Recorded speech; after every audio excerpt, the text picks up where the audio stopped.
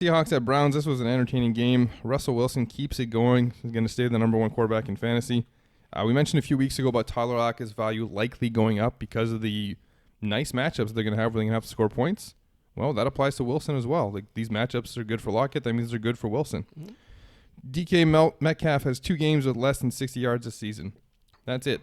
So he gets low volume, but he can be started in standard scoring 3 wide receiver leagues during the buys. I'm not buying Jaron Brown. They get the Ravens next week, which should be a fairly good fantasy matchup. Carson had high volume day with Penny out.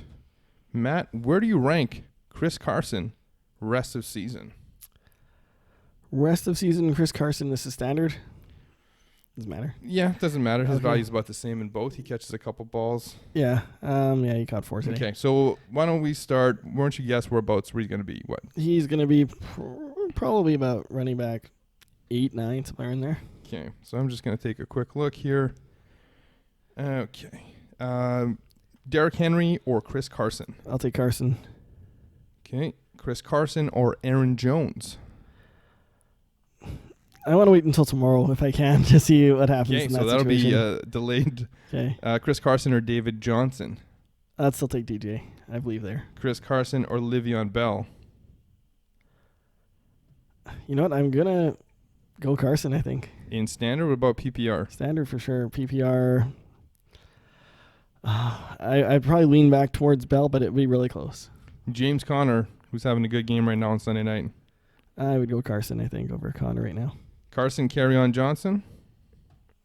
Carson, Nick Chubb. See, Chubb's tricky because of Kareem Hunt there at the end. Yeah, we'll talk about that a bit later in the week too. But yeah, I mean, right now I would probably take Chubb because he looks really good right now.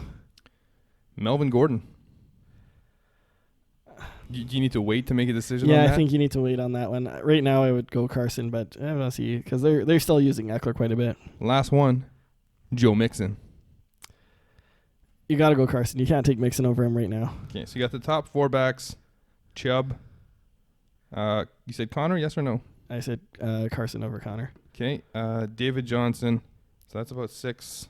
You want to hold out on Aaron Jones. So yeah, he's looking at about 7 to 9 range for you, depending on what Aaron Jones does tomorrow. All right. Why don't you tell us your thoughts on the Seahawks? Okay.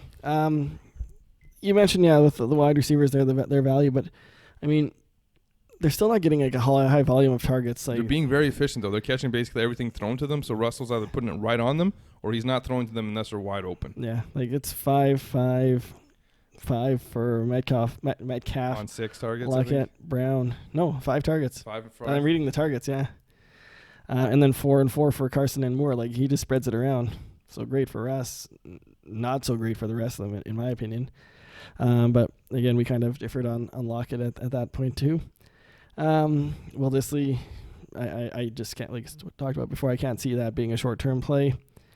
And there's no, like, it's not like they have another, like, Luke Wilson isn't going to come in and be fantasy relevant here, so you're going to have to go in a different direction. Yeah. If Hunter Henry was available or Chris Herndon is available, or even Njoku if you can wait a couple weeks, you're going to have to find something. Yeah. For Cleveland, nice to see Odell finally having a post 100-yard game. Ooh. Yeah. Nice catch there, which was a rule to catch. But yeah, when Odell got his 11 targets, unfortunately Jarvis Landry went down to 5, which is really disappointing. You'd think he could have taken some of these Ricky Seals-Jones targets or Callaway or Chubb. But anyway, nice to see Beckham there, but he's still hovering not in top 5 anymore, but around top 10. Another great day for Nick Chubb. He looks really good. Like I said, it's kind of hard to worry about Hunt at this point. If he keeps this up, I can't see Hunt stealing too much from him. Yeah, that's a decent point because they're not really in the playoff mix right now. We expected them to be, and they might be looking to rest. But Nick Chubb is someone that we're going to definitely talk about on our Trade Talk episode this week. So make sure you subscribe to the YouTube channel. That's Blue Duck Fantasy Football. And hit that notification bell to be updated when we post new videos. And we'll talk more about Chubb in Trade Talk. Baker's not startable for me regardless of matchup. He's outside the top 15 until this pass offense starts rolling again, if they ever do. 11 targets for Beckham isn't a big deal. He's barely over 100 yards. and he's getting 11 targets with the Giants. He was like 135 and 2 touchdowns. So Landry, like you said, took the knock. Ricky Seals-Jones keeps slowly climbing the tight end ranks. He's still nowhere near your starting lineup. They really need to focus on giving Chubb the ball and running play action to set up the passes. But as you mentioned, weekly reminder that Kareem Hunt is coming. 6 weeks down, 2 to go. They are on bye next week. Hopefully they can fix that pass offense. But in November, that's when Kareem Hunt will be there.